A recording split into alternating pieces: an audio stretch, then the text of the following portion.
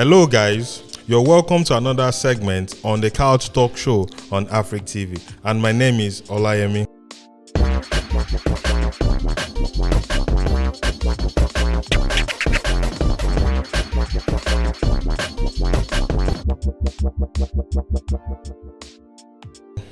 In the studio with me today, we have an entrepreneur. Okay, so we once brought her to the show, but we brought her as a doctor, as a skincare doctor. But right now, we brought her in as an entrepreneur. We're here to discuss about business. We're here to discuss about the challenges, the ups and downs in doing business in Shenyang as a foreigner. So let me use this opportunity to bring on board Dr. Fortune. Let's clap.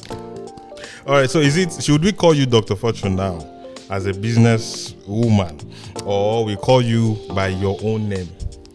Dr. Fortune is my name. That's your real name? Yeah. With the doctor. Okay.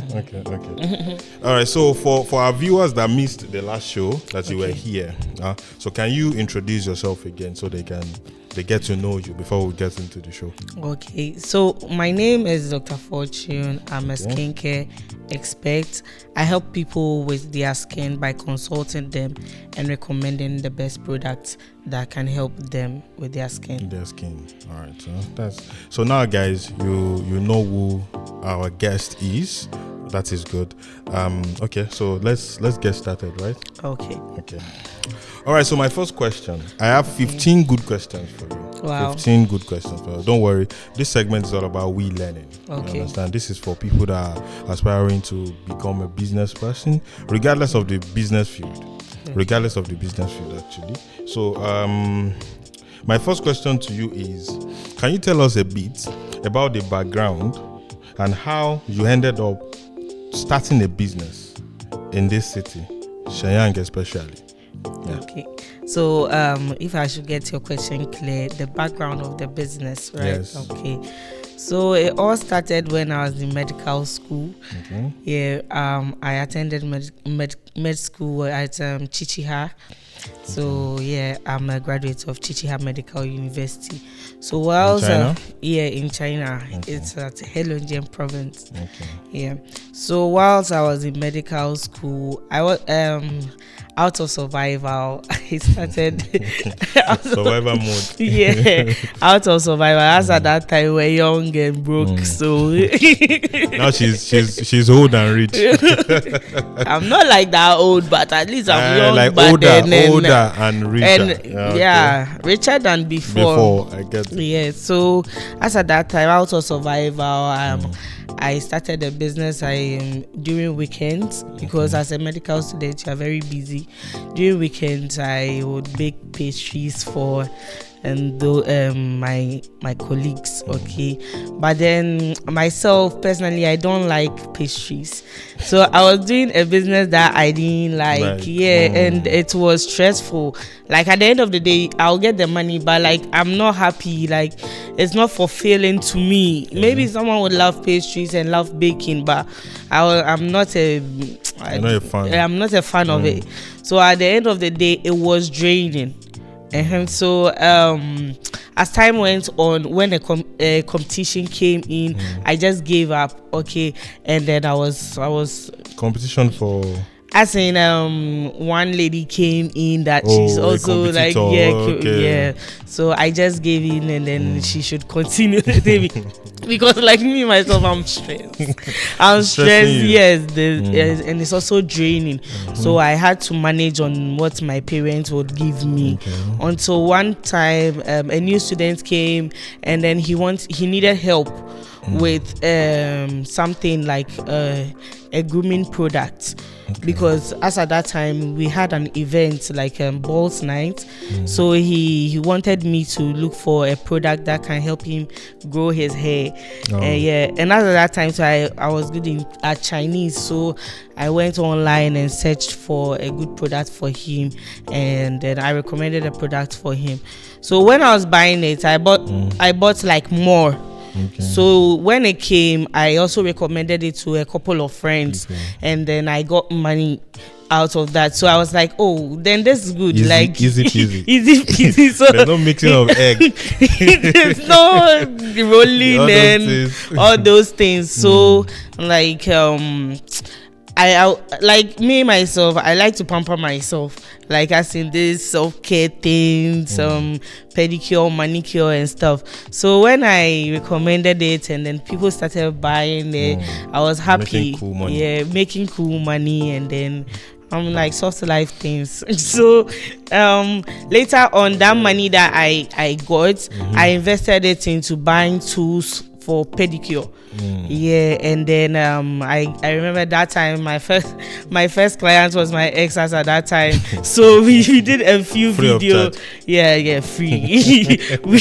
we did some small videos, and then like I advertised the service, and then people liked it. So I was doing pedicure alongside the recommendation of products.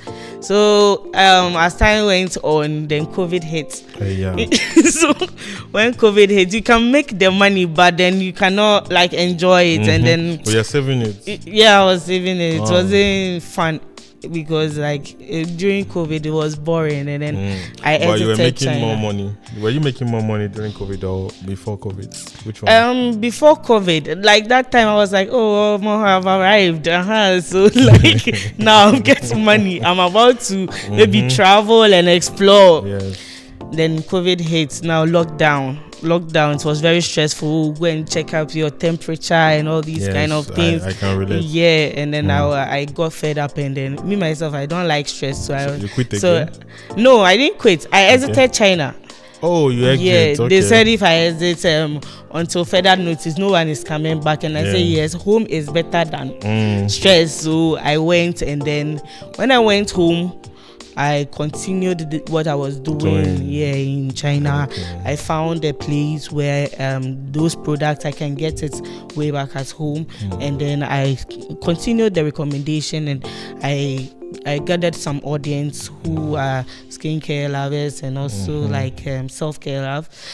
Then like I created a community both in China and also in Ghana. So like as time went on, gradually the business was growing, and then I saw that it was fulfilling because that's at that time. So I was working at the hospital, so like it's collided everything. Then one time I was like, oh, it's hair care. Let me also go into skin because I have a knowledge in dermatology. Whilst you're in medical school, you'll be learning that. So I applied the dermatology into the business, and then I was doing it. Then later on, I was saying that, oh, let me come back to China since the COVID is over and everything. And then I came to China and then continue. So like I'm still doing it in my country, doing it in China. And then that's it. So let's just say in a nutshell, because you don't want stress, the stress of frying, mixing, all those eats and stuff like that. You just decided to be like, oh, I know they do this thing again. I'm a doctor, I'm not a chef. I can see. Also must pay in a way. I think like business, when it comes to business, you do what makes you happy. True. That way, even if I lose, I'm okay. But then because you're already fulfilled in an area.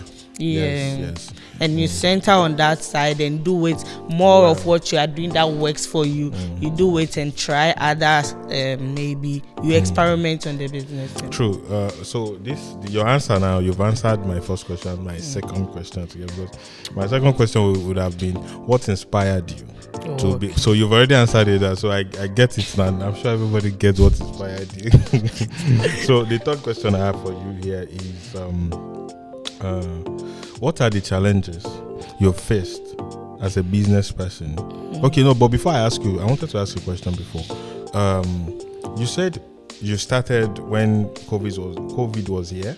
Then COVID started, before COVID rather, then COVID started, you went home. So all this thing happened between how many years? So I started this in the 2018. 2018. Yeah, 2018. So it's between 2018 and now. Yeah. Okay, that's beautiful. So let's go back to the normal question now. All right. So, what are the challenges you faced as a business owner in China, especially being a foreigner? What are the challenges? It's different when you do business back home. You have your people around you and stuff like that. But you are in China, and it's different. Nobody send anybody papa for a year. Yeah. You get what I mean? Yeah. So how do you manage? What are the challenges you faced as a business owner in China? Okay, so with the challenges, sometimes it's the suppliers. You see, sometimes a supplier can just switch on you, and then it would be a problem with your clients because, like, when suppliers are not responding, how are you going to reply to your client or something? Sometimes they will not. It's just the suppliers sometimes, but it's not too much of a problem.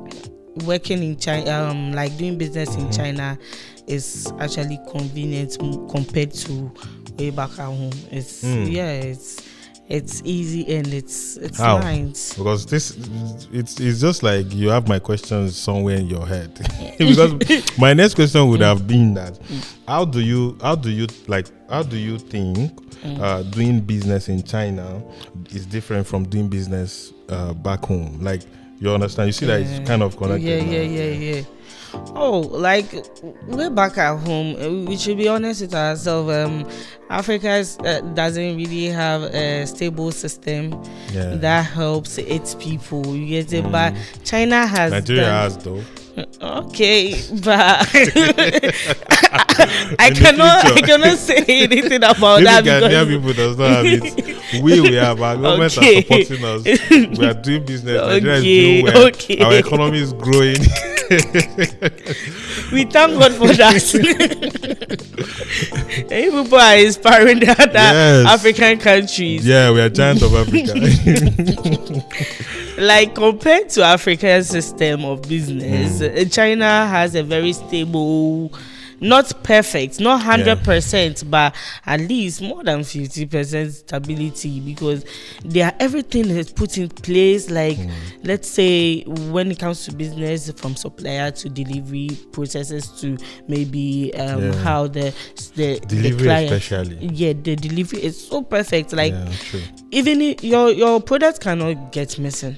Or maybe your logistics there's going to be an answer for that. Yes, the tracking system is so good, and it helps you have a good business, like running your business. The only problem that I think that you may have is when you have huge sums of money and then you cannot use it on your foreign account. You're a foreigner, so having those kind of huge amounts of money is them that it's risky and everything. So you collect that cash. If it is big, you collect cash back. We are not going to put this we on cannot WeChat. We'll not put this section on WeChat. Certain things are not. It's better not said it. Yeah, don't worry. We're not putting this side on WeChat. The only challenge that most foreigners face when it comes to business is the money transaction. That is, or aside that, everyone loves to do business in China, especially when you know how to speak the language. Do you speak Chinese? Yeah, I can speak Chinese. Very well. It's not like a pro, but average. Something to help so myself. My next question to you is, what has been the most rewarding part of running a business for you here? Okay, the rewarding part is that my business tends to pay for my lifestyle.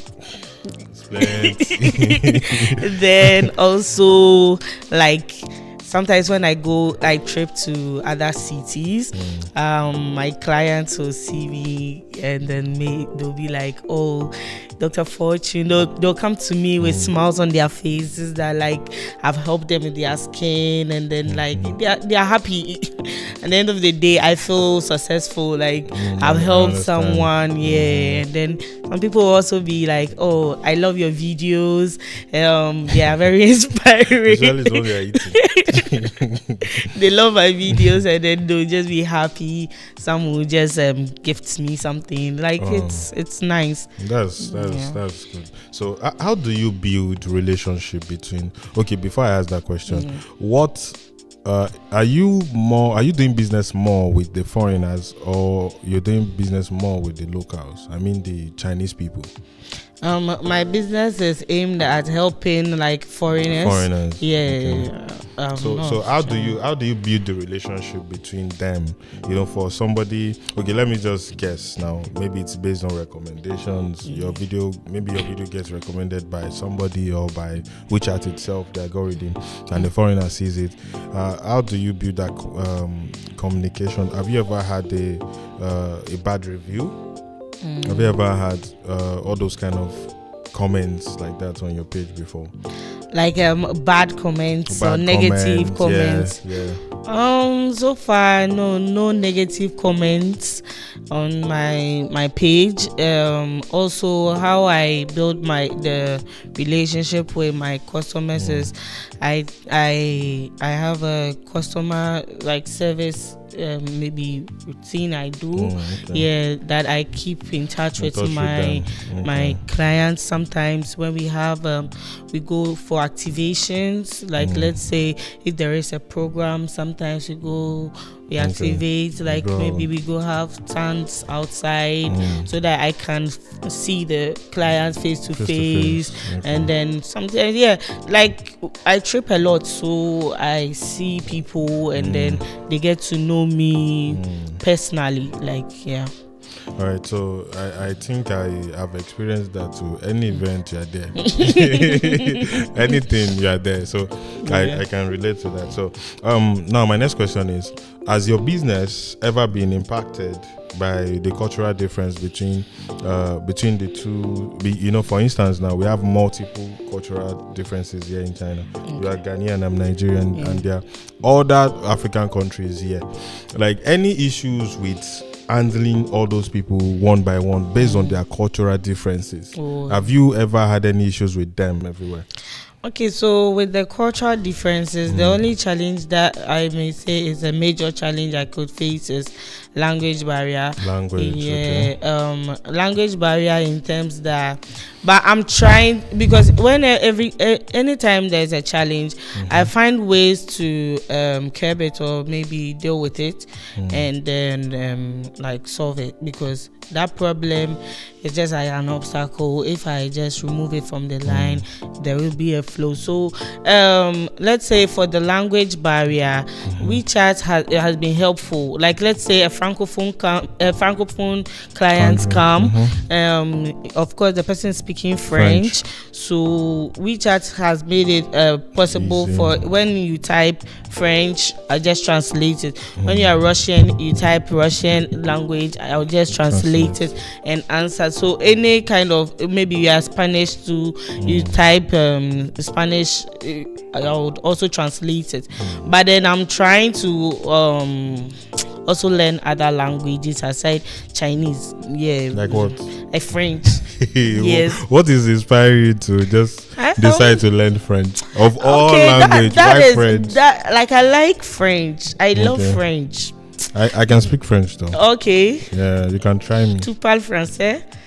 Why did you go that far? That's too difficult. Tu parles français? Do you speak French? Yes. I said I answered now. Correct it's now. Chinese. Hey, it doesn't matter. It doesn't matter. I replied to you because I understood what you said. But the reason why I have to learn French is like I have a branch in a francophone country, where sometimes I have to come in and talk to the clients, even though we have sales personnel. So so if I'm good at French, I'll now go to another language. You have space in your brain very well. Yeah, learning languages it's nice. It's nice. I can see it too. Anyways, my next question is, where do you see your business in Shenyang? Where do you see it in the future? Is it Shenyang? Is it in the whole of China? Is it in the whole world? Where do you see your business? Okay, so the aim is to go international, worldwide, and stuff. So in China, it's not only Shenyang that we are operating. We reach out to a lot of places. Like we have clients in Beijing, we have clients in Shanghai, we have clients in Chengdu, we have clients in Wuhan, we have clients like all over China, everywhere, because now the world is a global village. With social media, you can reach out to a lot of people, but then the aim is to have a personal interaction with our clients. That's how we go to events and then meet people, so that the trust would be even more. So they see their doctor face to face. They can see me face to face. I can relate. So we're on number 11 right now. So the question is, what advice would you give any other foreigner, you understand, that is looking to start a business in China? So right now, it has nothing to do with the type of business you do. You understand? So this is a question for anybody trying to start a business, as a female or as a male self. So what advice would you give them as a foreigner? Okay, so the advice I'll give anyone wanting to start a business is that just start it, because you don't need a perfect time to start anything, especially a business. The only thing that you have to do is to have an aim. Okay, so what's the aim of your business? Maybe the aim of your business is to help people do this. Most of the times, a good business is one that solves or satisfies the needs of its clients. Okay, so like let's say my business like this, it satisfies the need of those who are wanting to have a good skin. Okay, so like and also you should have your target audience. Okay, so clear example is that you are solving a need. Okay, so let's say a very weird example, you cannot sell alcohol at a mosque. Why? Because like Muslims do not drink alcohol. It's a taboo. Okay, but then when you sell alcohol at a bar, it goes faster. You get it? So you should know your target audience. But you can sell the alcohol outside the mosque. No, but it will not go faster like that of selling it even outside the bar. Selling is not the problem. It will not just go faster is the problem. Yeah, because someone can just why are you even doing the business in the first place? to get clients to always buy, and then you restock, so and then you see it's a cycle. So let's say if you are selling something, ask yourself this personal question, that this thing that I'm holding or this thing that I'm having, what problem does it solve? Products solve a problem. Maybe service businesses also can solve a problem. Let's say usher services is also a business, right? But then maybe the family members of the event organizer, the person cannot organize his family members to not be serving and stuff. So ushers will now come in and then solve that problem, and then they will be paid, and that's a business, and everyone is cool. It solves a problem as at that side. So ask yourself, and then stick to one.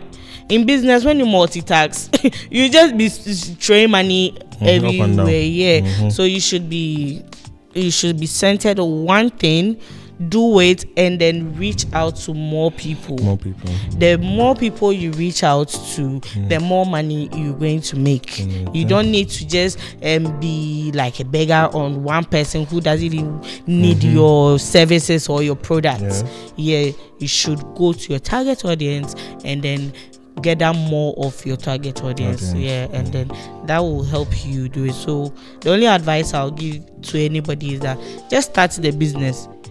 It's from 1 we go to 2. It's from 2 we go to 3. So it's better you even start early, so you know when to, probably if you hit a rock, and when to just stop and how to do. But even if you hit the rock like that, you should ask yourself, what did I do to hit the rock? Maybe you closed your eyes. Yeah, so now open your eyes.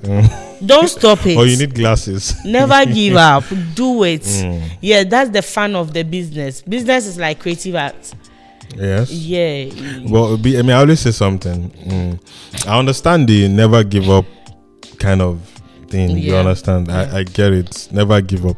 But bro, there are some times that the only option right now is for you to just give up. Okay, like just a clear example, like my business when I started with the pastry. When you bake, I was doing it for survival. Oh, I get you get it. Like most of the times, people just do business for survival. Yeah. So when you're on survival, it's not a passion. So you can only not give up if it's a passion. If it's a passion, then you can. In fact, you don't even need to. Nobody need to tell you that give up. You know within yourself, like you love this thing and you want to just keep doing it. You just find a way. You just keep finding a way to get better every time. Yeah, because you love it. Because you love it. Yeah, you never give up. I get that. Yeah. Thank you. I hope they listen though, and I hope they see one or two to grab from there. Yeah. How has the Chinese market changed since you started your business, and how did you adapt to these changes? The Chinese market, it's still the same since we started, but they are improving with technologies to make even the businesses better, very calm and easy. Like now, like this, foreigners can even register on the Taobao, Pinduoduo. I saw someone recently, and I was surprised. Like, wow! So you can even have your store here. I'm surprised. Which is good. Yeah, which is good, and then you can also like reach out to more people. Yeah, it is very good. So I think the market is actually growing rather than changing to become worse. True. Yeah, compared to our country. So compared to Ghana, right? Like I said, Nigeria is really growing. Economically, we are really growing. Every Nigerian can testify. Right now, dollar is going down in Nigeria. Wow. Yes, right now, Naira is really going up. I think I could advise other people to be investing in Nigeria. Bro, I will not say otherwise. If you know, you know. It's not a financial advice. If you know, you know. If you don't know, you don't know. Now you sabi. My next question to you is that, do you have plans to extend or expand your business in the near future? Yeah. And how? What are the plans? Are you trying to have stores in different cities in China, or have branches in different countries? Okay, like you said before, you had in French-speaking country, you have a stand there as well, right? Yeah. All right. So what are your plans apart from those ones? The ones you already have now. Okay, the plan of extending the business is like, every country and its business, there's a rules and regulations. So we will just have to partner with other people, like investors from other countries that are interested in the business. So it's all about like partnership. So when we partner with other people from other countries, then that way we can like extend our reach to other people, because like I may know how to speak English, but then one thing about English and this French and all those things is that the locals, in Nigeria like this, you may have people. Let's say if you go to the place where people speak the Igbo people, right? Like some of them can speak good English, but some speak the local language.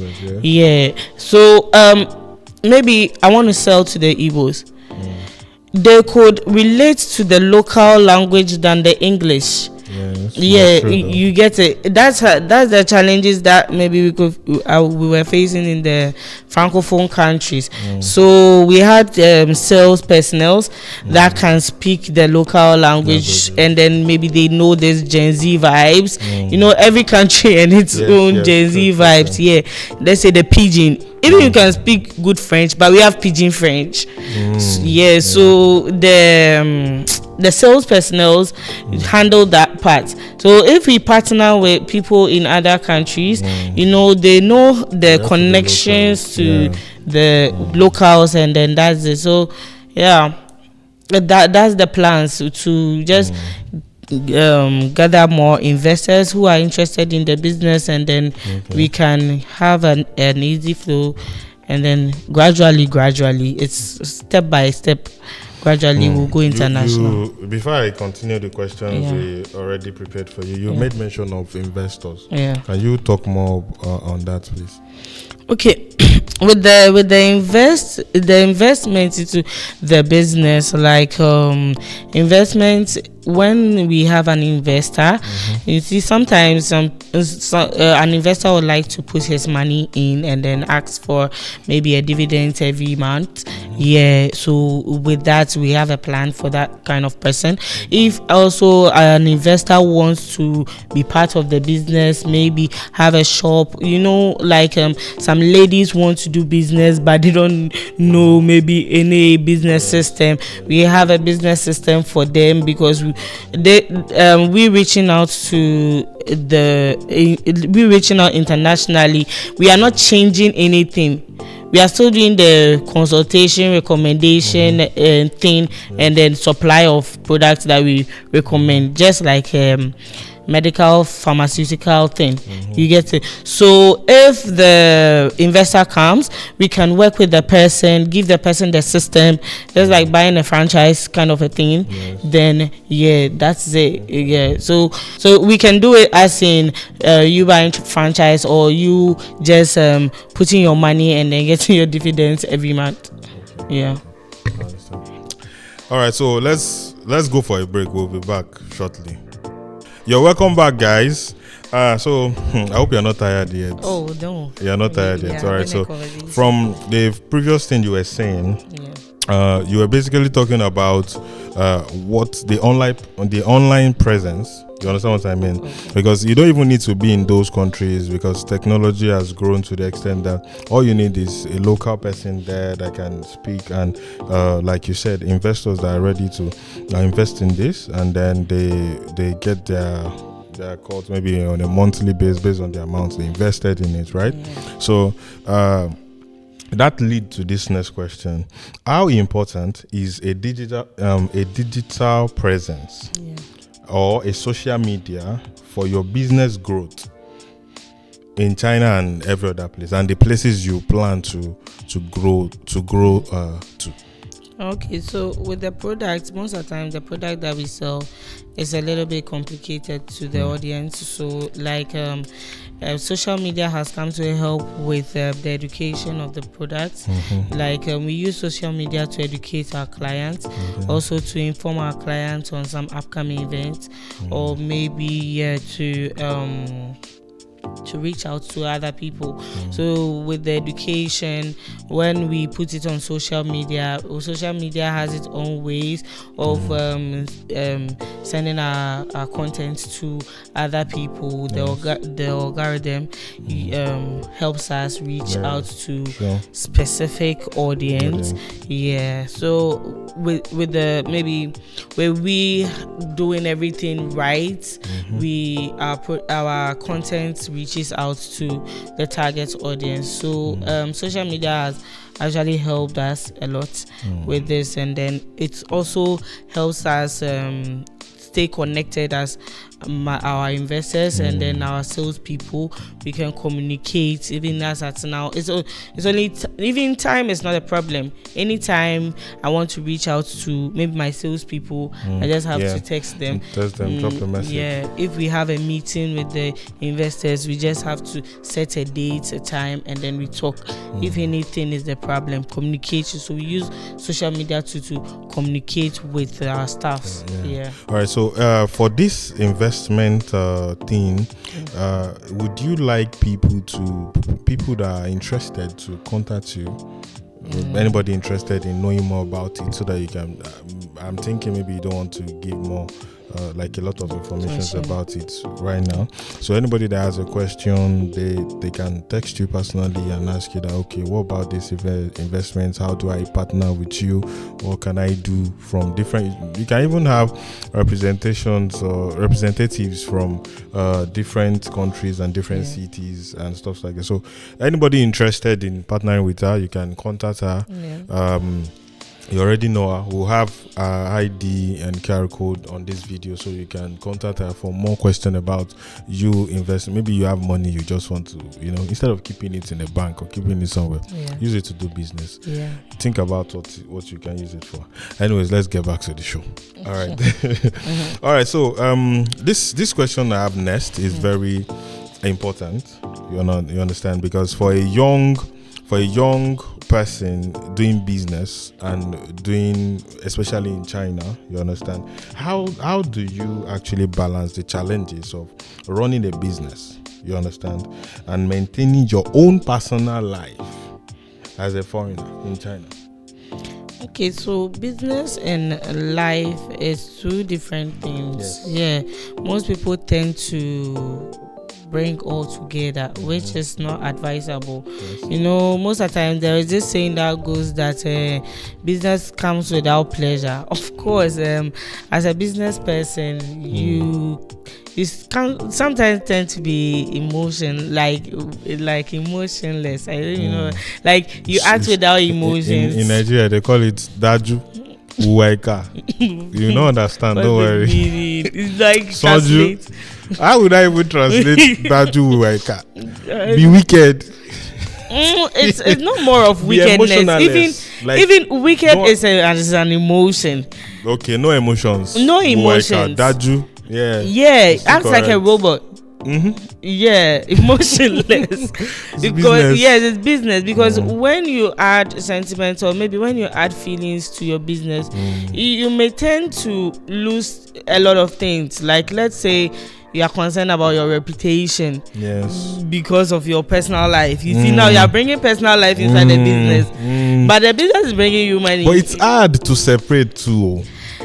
But you have to, if really you want to do the business. I get it, but bro, it's hard to separate. That's why the big companies, they tend to withdraw themselves away from the whole business, because business systems are not personal life things.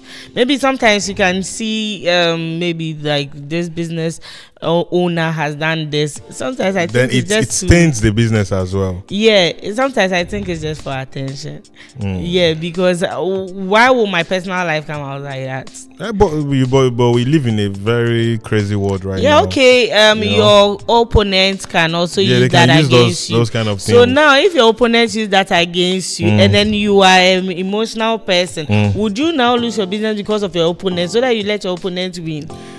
It's not everybody that is emotionally strong. So then the business is not for everyone. No, definitely. Some people are fine with getting paid monthly. Some people are okay with it. They don't have a problem. They don't even see themselves going through the stress of being a business person. So I get that. A lot. But I'm just saying that separating the life you live from your business, if you are the face of your business, it's a lot. It's hard, because even if you go out sometimes and you just do you, like you do you, this is not my business. This is me. Like, this is me being me here.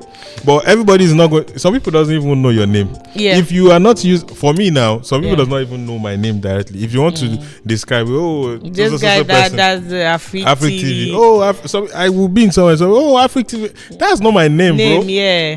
I have a different name. Call me by my name. Even with celebrities, people even know Don Jazzy. I don't know Don Jazzy name. I just know Don Jazzy. Right? You see, so people should learn to actually understand that there's a difference between the two. But it all starts with you.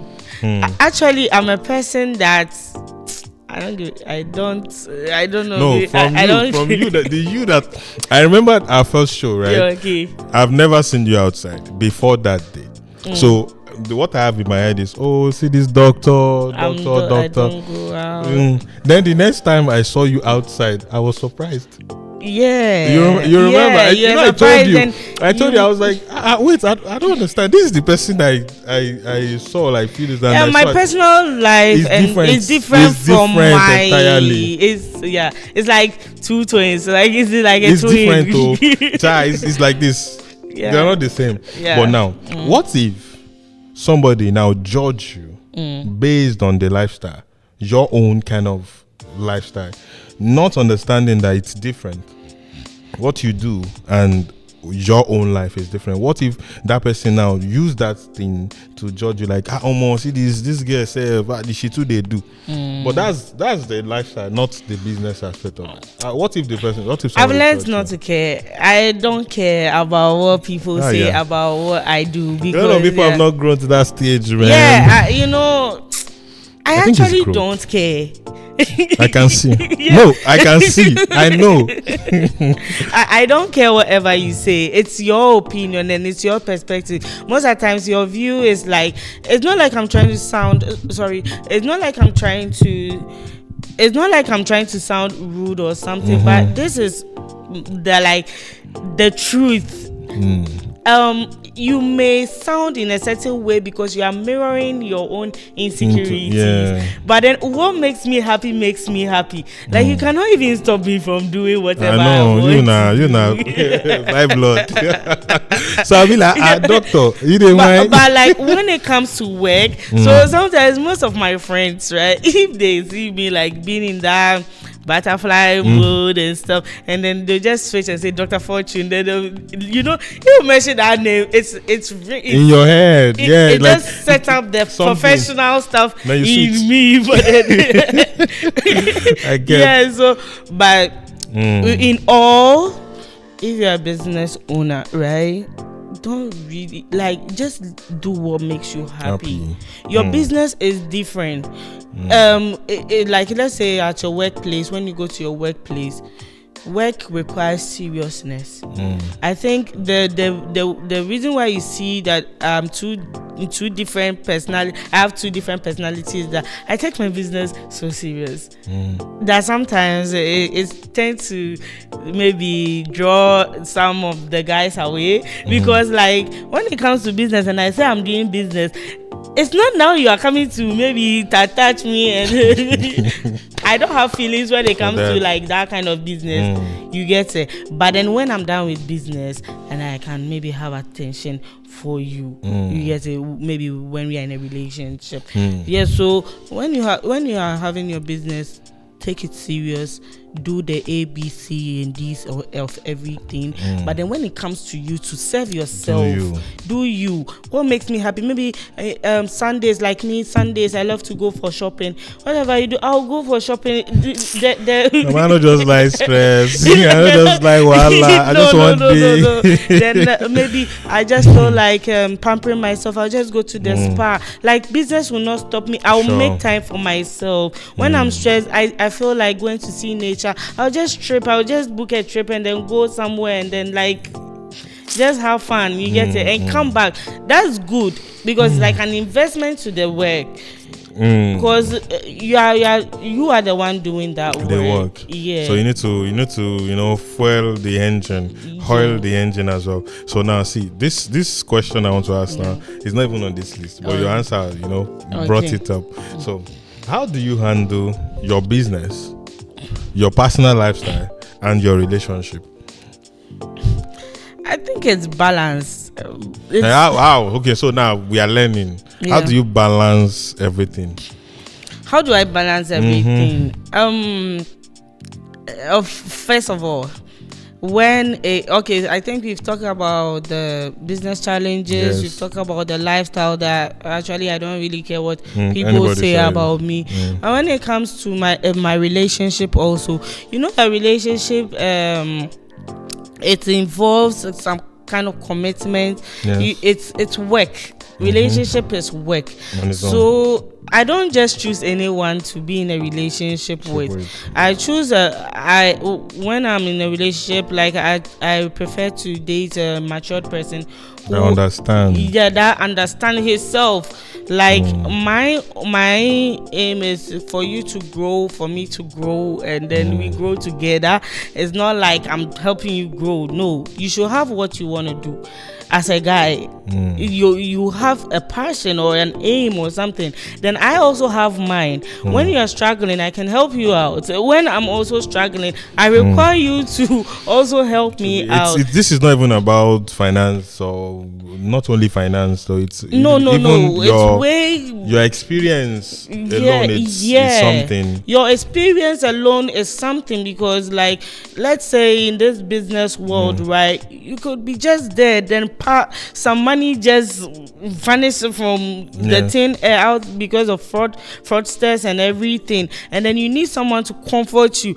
The comforting is not like stop crying. Yeah, sure. Sorry, baby. No, sometimes it's the hard truth to be like, hey, oh no, this one you mess up, like you mess up, but then this is how we're gonna do it. Let's say talk to the people, like me, like this. I don't like cliche stuff. I like the truth. Tell me how it is. You get it? Oh, okay, we are in this together. That's partnership. Well, I think people think relationship is more of the money. Like, it's not more of the money. The Gen Z era, we're in the Gen Z era. So it's all about how much are you paying me, and which store are we going to today. If you want money, you should do business. It's everybody. Yeah, like I get it that sometimes it's nice for a guy to maybe. No, it's even. Okay, sorry to cut you short.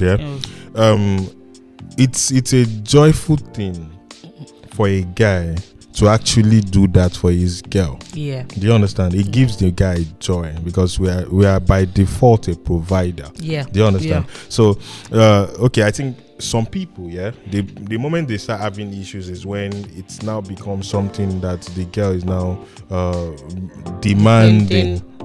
Demanding and depending is not even a problem. Okay. You can test it. Okay. You get that. Now, when you are testing it, understanding the difference between testing something and it is not my responsibility. I just choose to do this. Yeah. Do you understand? So if the moment you now start seeing it as a responsibility, that it is my boyfriend's responsibility to do this or to do that. Yeah, we know the bare minimums. Yeah, we know the things we need to do. But when it comes to you now start making it look like, these are the things you must do. Can't you see that person is like this? That the entitlement spirit. Now that's the error. That's the then that means you're actually breaking the whole thing, because I think relationship is more of a partnership thing. And then sex is part of relationship. Of course, it's something you cannot remove, because even if you get married, we remove it until when you get married, it's still partnership, right? Yes. But then the reason why most times I think the advice is don't get into the sexual phase before is that you would be clear with what you really want. I think some people even don't know what they want, because now they'll be like, okay, the social media influencer said this. So like, let me pressure this guy, let me just act what the influencer is saying. But if it comes to what you want, what you knowing what you want, me like this, the only thing I want is emotional security. Simple. And also at a point, you the guy should be matured enough to know that you are a provider. Yes. Yeah. And as our parents, watching our parents, right? Your mom is not at home, she's also doing something. So as a woman, you should know something. You cannot just sit down and put your hand in the middle of your legs and just be there that your husband will come and feed you. What about if your husband falls, like financially? Who is there to support? Most of the times we say women's money is not to be spent, because a woman's money is like a security thing, like insurance, like a backup. Yes, like a backup. When the guy money is down, then the woman's money comes in. But that does not mean but now I think this generation, they don't think like that anymore. They're thinking it has changed entirely. I think some people think like that. That's when the person is doing business. Well, the thinking too is different when you are not occupying yourself and understanding how to make money. If you see that making money is hard, you compensate the guy for bringing that little. You appreciate because you appreciate it and be like, oh my man, this guy they try. Anyways, let's not. It's gonna be like saying this is not a relationship conversation. That's how I deal with it. Like, if you're not matured, I'm not just even giving you that's the thing. That's so because I don't like stress, and I don't want to even let stress delay my money, because money is the key. Money is the thing. That's what is running my life. I get that. I get that. All right. So my final official question is, what legacy do you hope to build with your business, your kind of business in China? Because eventually everybody goes home, right? So what legacy are you trying to build, or are you hoping to build?